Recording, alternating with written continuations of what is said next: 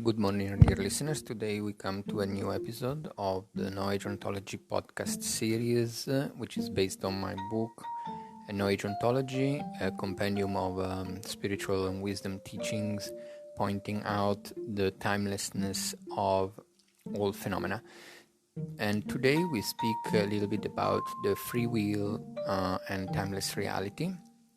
So to understand how free will works within timeless reality, one needs to understand that the potentiality of all events that have or have not already happened and all the events that will or will not happen in the future have the same validity, status and nature if viewed within the infinite possibilities of events timelessly projected within the timeless mind of pure being, which always remain beyond all limitations.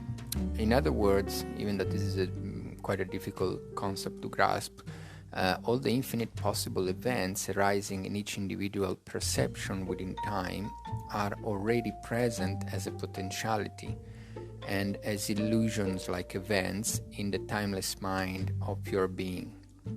So some of these events will be experienced by some individual consciousness due to causes and conditions manifesting, and other events will remain as illusory potential events which will not be experienced and can only be known by those who abide permanently within the timeless mind of pure being and within all-knowing or omniscience.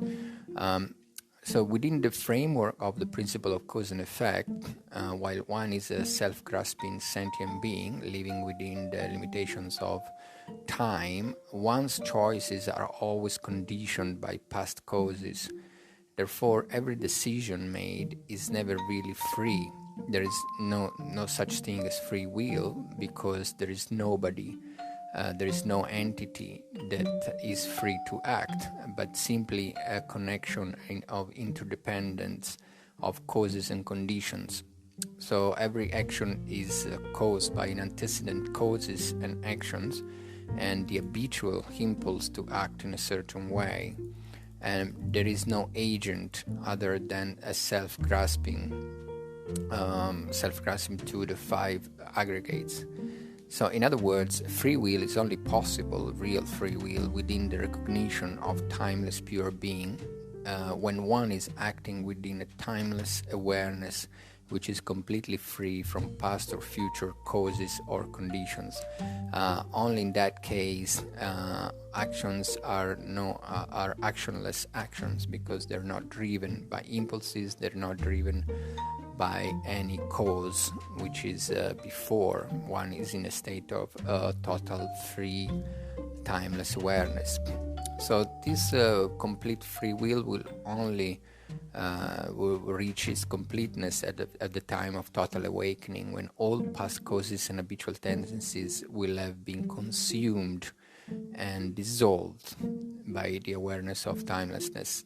It's not happening during the path of spiritual path, although one can abide in the recognition of timeless awareness, but one needs to have completely sort of burned away all past causes which are infinite.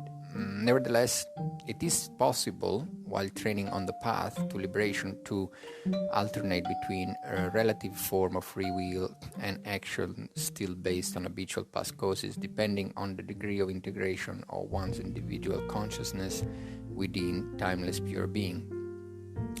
So that is the reason why it's very important to decisively train the mind on a relative level in order to increase the causes and positive conditions and virtuous intentions and actions and the circumstances for wisdom to manifest spontaneously within timelessness. So one is not causing timelessness, enlightenment or awakening, but one is simply creating the circumstances for its own self-recognition, and at the same time, on a relative level, one is creating positive causes which manifest positive effects, and by therefore one will seem to be free to act, but actually it's not a freedom, it's just simply a new causes being ripening into positive outcomes.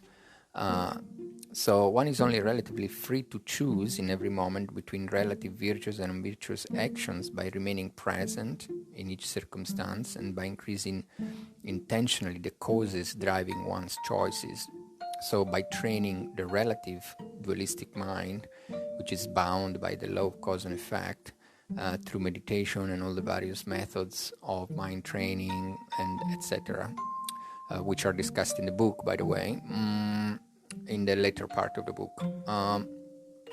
Even though at this stage of the training one is relatively free to choose between opposites, the real and complete free will is never dependent on intentions driven by thoughts tied to antecedent causes and conditions. So this concludes this brief podcast, and much more information is presented in the book, and links to the book are in the comments. Thank you for listening.